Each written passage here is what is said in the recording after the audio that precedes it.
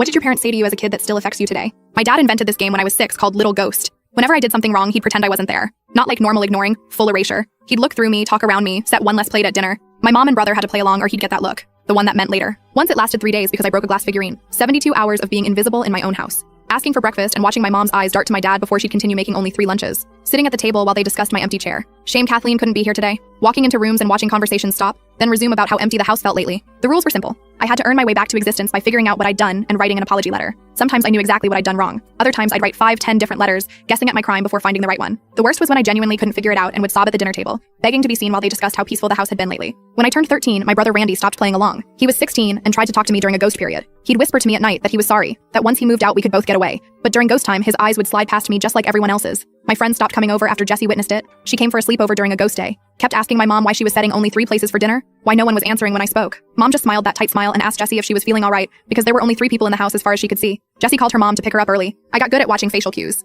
at anticipating wants before they were spoken, at making myself so helpful and quiet and perfect that maybe I wouldn't disappear again. Started keeping a journal of every interaction, every possible misstep, analyzing what might have triggered him. Enzo, my lab partner in high school, asked why I apologized so much. Why I kept whispering, "Is this right? Is this okay?" Why I flinched when he reached past me for a beaker. Fernando was the first boyfriend I brought home, senior year. It was going well until he asked where I was in the family photos on the mantle. There were several empty spaces where I'd been cut out. Dad explained that Kathleen was camera shy, always had been, never took a good picture. That night, I became a ghost for a week. My crime. Embarrassing the family by dating someone who asked questions. I moved out at 18, 5 hours away. Thought distance would fix it. But every time the phone rang and it was them, I'd feel myself fade a little. Sometimes Dad would call just to tell me he was disappointed, then hang up. No ghosting needed anymore. The game had evolved. He'd planted it so deep I could ghost myself. 2 months ago, my mom called. Dad had been diagnosed with early onset Alzheimer's. She wanted me to come home. I said no. She cried. Said he was asking for me, asking why I never visited. I told her I couldn't do it. Couldn't walk back into that house. She said I was being selfish. That family should come first. That maybe if I'd been a better daughter, this wouldn't be happening to him. I went. Hated myself for going, but went. The house looked smaller. Dad was in his chair, staring at the TV. He smiled when he saw me, called me by name, asked why I hadn't visited sooner.